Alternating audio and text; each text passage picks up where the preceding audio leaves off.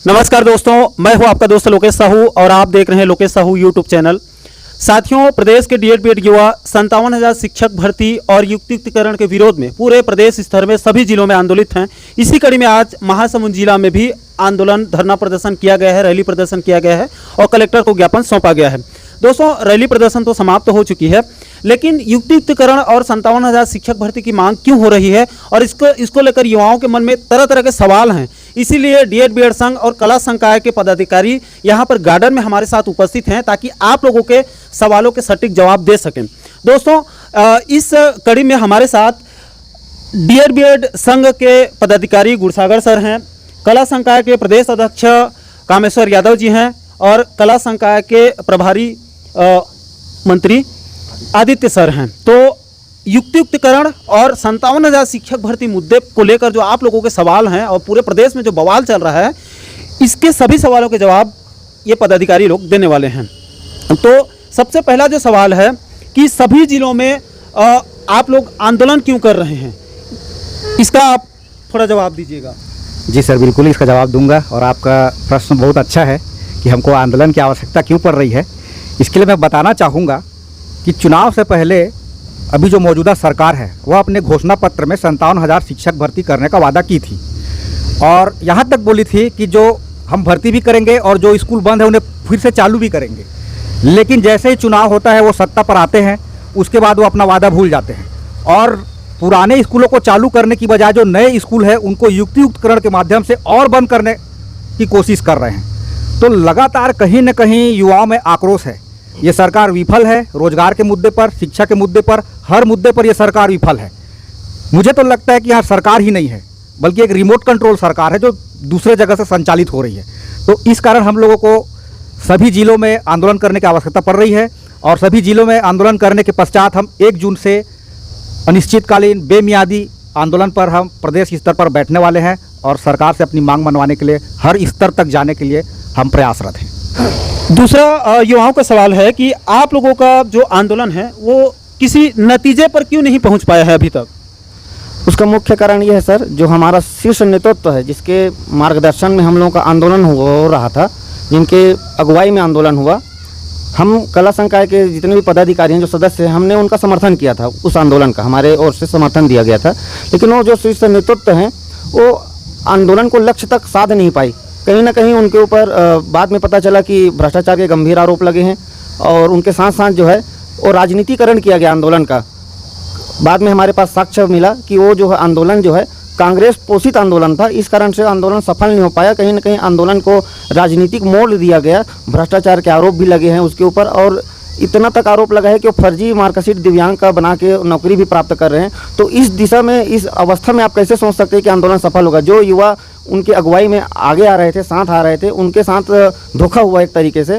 तो अब समझने की बात यह है कि अब जो आगे लड़ाई जो होने वाली है, चाहे छत्तीसगढ़ प्रशिक्षित डीएड बीएड संघ करे, चाहे कला संकाय के नेतृत्व में आंदोलन हो, हम सभी पहले भी साथ थे और आगे भी हम साथ रहेंगे। लेकिन उस चीज़ को बदलने की आवश्यकता है कि नेतृत्व के साथ साथ जो है शीर्ष नेतृत्व को ये सोचना पड़ेगा कि आंदोलन को लक्ष्य तक कैसे ले जा सकते हैं। तो उस उद्देश्य को हम आज पूरा करने के लिए यहाँ पर एकत्रित हुए हैं। तो हमारा जो आंदोलन होगा 10 दिवसीय आंदोलन है, जो अभी भविष्य में जो 1 जून से जो होने वाला है। तो ये जो आंदोलन, हमारे उद्देश्य भी, हमारे पास लक्ष्य भी है और उस लक्ष्य को हम कैसे प्राप्त करेंगे, हमारे पास तरीका भी है, हमारे पास मजबूती भी है कि हम कैसे प्राप्त कर सकते हैं। तो ये आंदोलन एक तरीके से ऐसा आंदोलन होगा छत्तीसगढ़ के इतिहास का, बेरोजगारों का आंदोलन, कि हम सरकार की नींव हिलाने वाले हैं। कहीं ना कहीं सरकार को सोचने पर मजबूर कर देंगे कि बेरोजगार युवा आपको वोट दे सकते हैं, तो आपको वोट देने के बाद आप जो सरकार आप हमको ठग रही है, छल कर रही है, तो हम उसको याद दिला देंगे कि हम ही ने आपको वोट दिया था, तो आपकी हमारे वजह से ही आपका सत्ता मिला है। तो सत्ता का दुरुपयोग ना हो और जो युवाओं की मांग है उसको सुना जाए, मोदी की गारंटी के तहत जो वादा है उसको पूरा किया जाए। तीसरा सवाल यह है कि युक्तियुक्तिकरण से किसका नुकसान हो रहा है और इसको जनता क्यों नहीं समझ पा रही है, इसका जवाब देंगे गुरसागर सर, बताइए। नमस्कार सर। हाँ, अभी जैसे कि हम पूरे प्रदेश में देख रहे हैं कि सरकार युक्तियुक्तकरण का फार्मूला लागू कर रही है।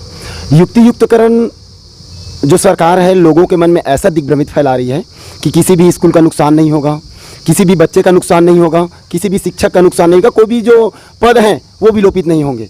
ये सरासर भ्रम फैलाया जा रहा है युक्तियुक्तकरण से, या हम कह सकते हैं इसको कि एक निजीकरण की प्रक्रिया है। जो सरकार अभी गरीब बच्चों को, निम्न मध्यम वर्गीय बच्चों को और आदिवासी क्षेत्र के बच्चों को, जिनके लिए कम दूरस्थ स्तर में स्कूल हैं, उनको नज़दीकी स्तर में शिक्षा की गुणवत्ता को लाने के लिए, बच्चों को शिक्षा के स्तर तक जोड़ने के लिए स्कूल खोला गया था। आज उन स्कूलों को दर्ज संख्या कम होने की वजह से युक्तियुक्तकरण करके मर्ज किया जा रहा है, जिससे सीधा सा असर पड़ रहा है कि वो बच्चे दूर न जा पाएंगे और फिर शिक्षा से वंचित हो जाएंगे। मध्यम वर्गीय और आदिवासी हमारे जो छत्तीसगढ़ में बहुल्य हैं, जिनके परिवार के बच्चों का शिक्षण स्तर पूर्णतः विलोपित होने वाला है और विक्षिप्त होने वाला है। इस बात से सरकार भ्रम फैला रही है कि किसी को नुकसान नहीं है, बहुत ही नुकसान है। युक्तियुक्तकरण होने से सीधा 4000 पद एक झटके में समाप्त होने वाले हैं। युक्तियुक्तकरण से बहुत से ऐसे बच्चे हैं जहां पास में एक शिक्षक के द्वारा बहुत सारे बच्चों को पढ़ाया जाएगा। युक्तियुक्तकरण से एक शिक्षक 5 कक्षाओं को संचालित करेगा, क्योंकि एक प्रधान पाठक तो कामकाजी और प्रशासनिक कार्यों में व्यस्त हो जाते हैं, तो एक शिक्षक 18 कक्षाओं को कैसे संचालित करेंगे? लोगों के मन में इस बात को डालना जरूरी है। हम युवा इस और जिस तरह से 2008 के सेटअप को हस्तक्षेप कर रहे हैं, 21 विद्यार्थियों में एक शिक्षक का होना अनिवार्यता किया गया था, आज उस सेटअप के साथ में छेड़छाड़ करके उस सेटअप को भी विक्षिप्त किए जा रहे हैं, जिससे शिक्षकों का पद पूर्णतः रूप से विलोपित होते जा रहा है। अच्छा, इसमें बहुत सारे लोगों का ये भी सवाल है कि आखिर दर्ज संख्या क्यों कम हो रही है? क्या जो पालक हैं वो प्राइवेट की ओर ज़्यादा खिंचाव हो रहा है, उनका प्राइवेट स्कूल में अपने बच्चों को डाल रहे हैं, इसलिए सरकारी स्कूल में कम दर्ज संख्या हो रही है? तो क्या इसमें प्रदेश के जो पालक हैं उनको भी आप कुछ संदेश देना चाहेंगे? बिल्कुल, सरकार प्रलोभन फैला रही है। सरकार RTE के तहत चंद बच्चों को 10% बच्चों को प्रलोभन दे रही कि हम आपको अच्छी शिक्षा प्राइवेट स्कूलों में दिलाएंगे। यदि सरकार की ऐसी मंशा है तो पूरे बच्चों को RTE के तहत अच्छी शिक्षा, गुणवत्तापूर्ण शिक्षा दीजिए। हम इसका मांग करते हैं, हम पुरजोर समर्थन करते हैं कि आप सारे बच्चों को प्राइवेट स्कूलों में अपने खर्चे से पढ़ाइए, हमें कोई दिक्कत नहीं है। लेकिन उन प्राइवेट स्कूलों में आप सरकारी तर्ज पर, हम जिस तरह से आपने हमें DED BED का कोर्स कराया है, आज भी pre-DED BED का कल ही एग्जाम हुआ है। यदि सरकार की ऐसी मंशा है युक्तियुक्तकरण करने की, तो क्यों बच्चों को परेशान कर रहे हैं? बेरोजगारों के मानसिकता के साथ क्यों खिलवाड़ कर रही है? ये जो सेटअप के साथ में छेड़छाड़ हो रही है, बच्चे इसीलिए प्राइवेट स्कूलों में जा रहे हैं। लेकिन जो मध्यम वर्गीय परिवार के बच्चे हैं वो आज भी सरकारी स्कूलों का मुंह ताक रहे हैं और सरकारी स्कूलों में अपनी शिक्षा दीक्षा ग्रहण कर रहे हैं। चौथा सवाल यह है कि सरकार की तरफ से जो इस युक्तिकरण मुद्दे को लेकर स्पष्टीकरण जारी किया गया है 7 पेज का, उसमें गवर्नमेंट दावा कर रही है कि इसमें किसी का नुकसान नहीं होगा, किसी को न पद समाप्त होगा, न कोई स्कूल बंद होगा। तो इसको लेकर DED BED संघ के पदाधिकारियों का क्या कुछ कहना है, इनकी क्या राय है, उसको भी समझ लेते हैं। यादव जी, इस पर क्या कहना है आपका? सरकार एक तरीके से भ्रम फैला रही है। सरकार के पास इतना मशीनरी है, सिस्टम है कि वो लोगों को दिग्भ्रमित कर सकती है। देखिए, समझने वाली बात यह है, आप स्कूलों को बंद करके आप कौन से लाभ गिना पा रहे हैं? ठीक है, आप स्कूलों को बंद करने के बाद आप उसके लाभ गिनाते हैं, तो शर्म की बात है छत्तीसगढ़ के लिए कि आपको स्कूल खोलने के बजाय स्कूल बंद कर रहे हैं। 4000 स्कूल अगर बंद हो रहा है तो सीधा सीधा असर शिक्षा पर पड़ेगा, निजीकरण की ओर जाएगा, पूंजीवाद की ओर जाएगा। आप जो छत्तीसगढ़ के शिक्षा व्यवस्था को चौपट करने वाले हैं। दूसरा बात, ये मामला सिर्फ युक्तिकरण का नहीं है, युक्तिकरण के साथ साथ शिक्षा व्यवस्था में जो सेटअप बना हुआ था 2008 का, उसके साथ बदलाव किया जा रहा है।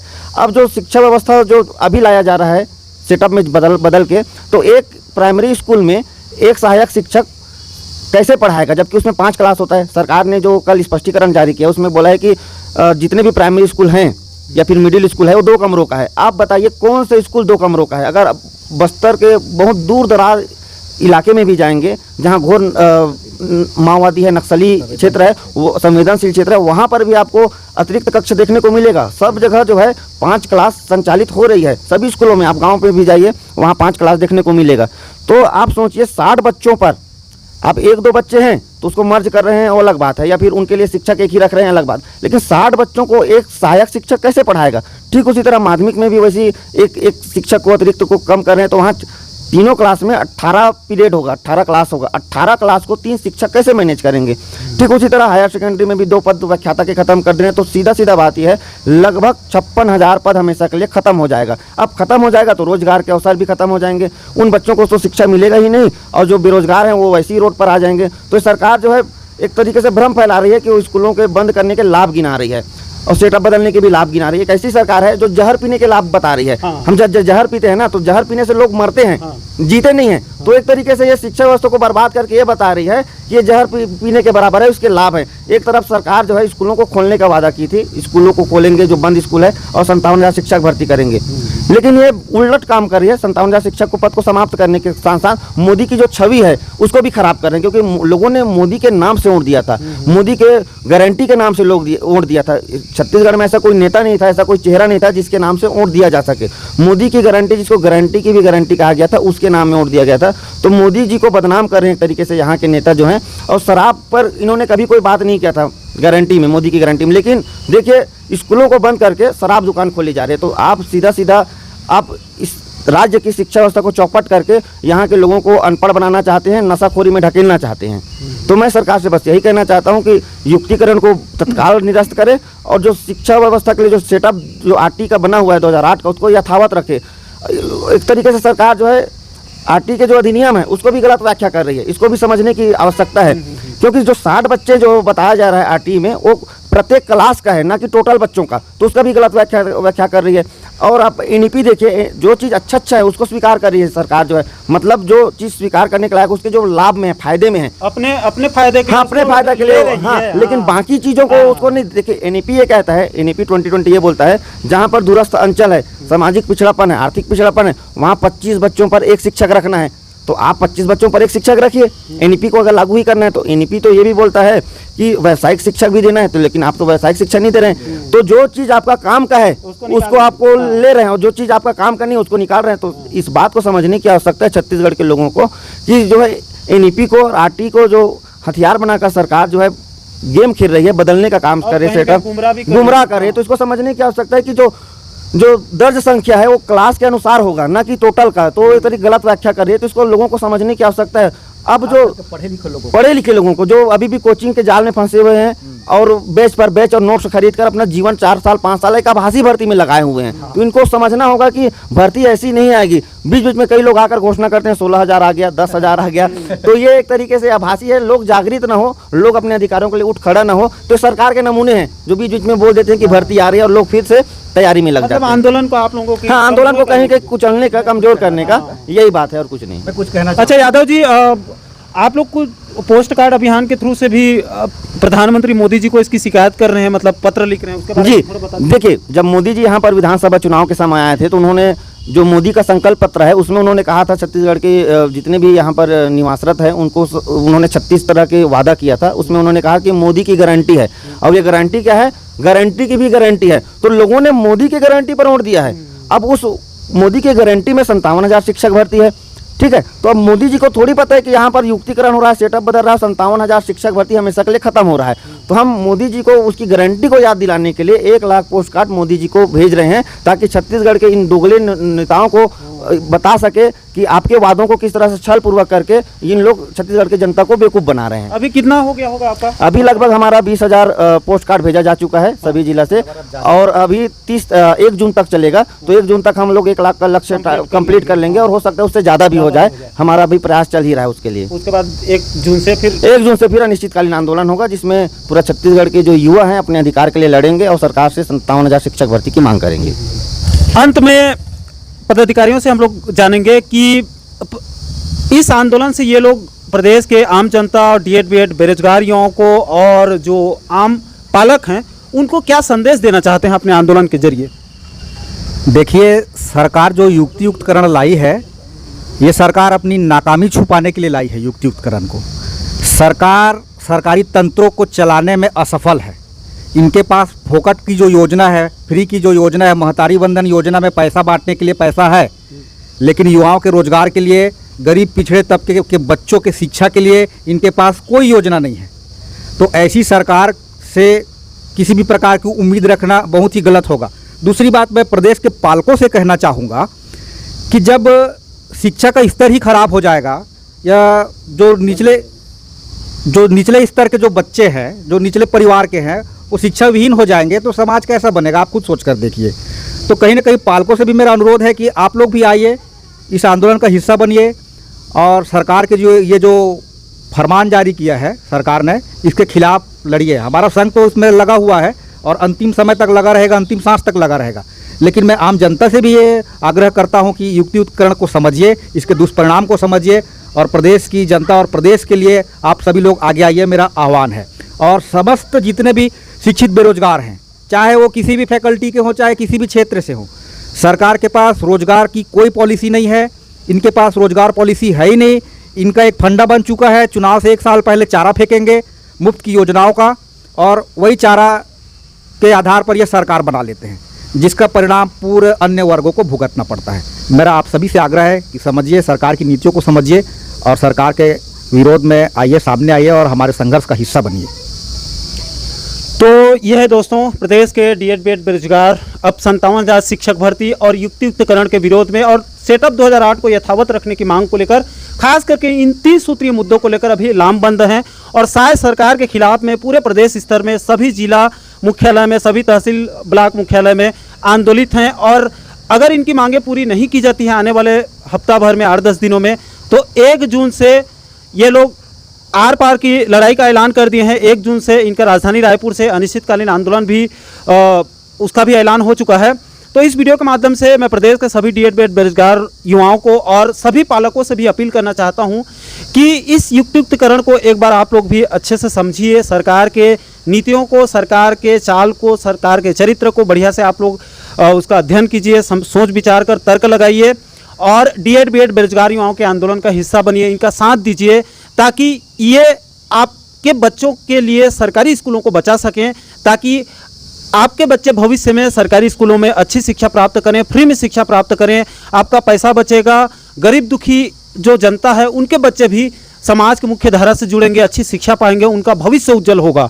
नहीं तो आने वाले दिनों में अगर इसी प्रकार से स्कूलें बंद होती गई, अगर आज स्कूल बंद हो गई, आज 4,000 स्कूल बंद होगी, कल 8,000 स्कूल बंद होगी, आने वाले दिनों में 12,000 स्कूल बंद होगी, अगर आज कोई विरोध नहीं करेगा तो आने वाले दिनों में भी किसी की हिम्मत नहीं होगी और धीरे धीरे कहीं ना कहीं आने वाले समय में, आने वाले भविष्य में सरकारी स्कूल का नामो निशान भी मिट सकता है, जिससे सबसे ज़्यादा नुकसान गरीब जनता को होगा, गरीब बच्चों को होगा। इसलिए इस वीडियो के माध्यम से प्रदेश के सभी पालकों, सभी डीएड बीएड युवाओं से अपील है, कृपया करके डीएड बीएड संघ का, कला संकाय का जो आंदोलन कर रहे युवा, उनका सपोर्ट कीजिए, उनका समर्थन कीजिए और हो सके तो इस युक्तियुक्तकरण का आप विरोध कीजिए, अपने स्तर में आप तर्क लगाइए और सरकार से सवाल पूछिए। दोस्तों, इस वीडियो में फिलहाल इतना ही। इस पूरे मुद्दे को लेकर आप लोगों की क्या राय है या आपके कोई सवाल हैं तो भी आप नीचे कमेंट बॉक्स में अपनी राय, अपनी प्रतिक्रिया, अपना फीडबैक आप लोग ज़रूर साझा कीजिएगा।